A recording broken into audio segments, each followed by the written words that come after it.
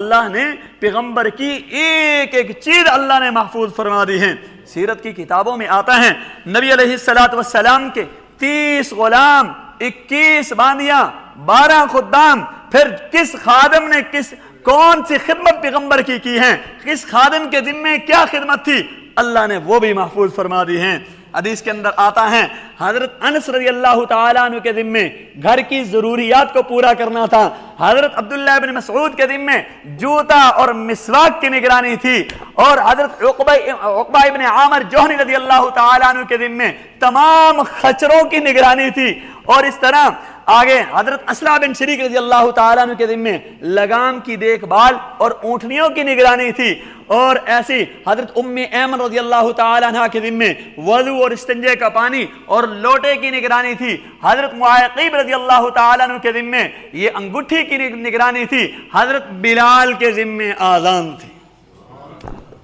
اور پھر کتنے لوگوں نے پیغمبر کا پہرا دیا، اور کس موقع پر کس صحابی نے پہرا دیا، اللہ نے وہ بھی محفوظ فرما دیا۔ حدیث کے اندر آتا ہے کہ جنگ بدر کے دن جب حضور اپنی جھونپڑی کے اندر آرام فرما رہے تھے، حضرت سعد بن معاذ رضی اللہ تعالیٰ عنہ پہرا دے رہے تھے، اور جنگ احد کے دن زکوان بن عبد قیس اور محمد بن مسلمہ انصاری رضوان اللہ تعالیٰ علیہم اجمعین انہوں نے حضور کے اوپر پہرا دیا ہے۔ جنگ احزاب میں حضرت زبیر نے پہرا دیا ہے، اور وادی قرا کے اندر عباد بن بشیر، سعد بن ابی وقاص، حضرت ابو ایوب انصاری، حضرت بلال، ان چاروں نے وادی قرا کے اندر حضور کے اوپر پہرا دیا ہے۔ اور پھر حضور کے حدی خان، بھائی حدی خان سے مراد وہ صحابہ کرام جو قافلے سے آگے آگے چلتے، جب حضور سفر پر جاتے تو یہ قافلے سے آگے آگے چلتے اور اشعار پڑھتے تو اونٹ مستی میں آ کر بڑی تیزی کے ساتھ دوڑتے تھے۔ تو وہ 3 آدمی تھے، حدیث میں آتا ہے حضرت عبداللہ بن رواحہ اور حضرت عامر بن اقوا اور حضرت انجشہ رضوان اللہ تعالی علیہم اجمعین، یہ وہ صحابہ کرام ہیں جو بھائی آگے آگے چلتے، اشعار پڑھتے، اور اونٹ ان کی آواز میں مستی میں آ کر پھر تیزی کے ساتھ دوڑتے بھائی۔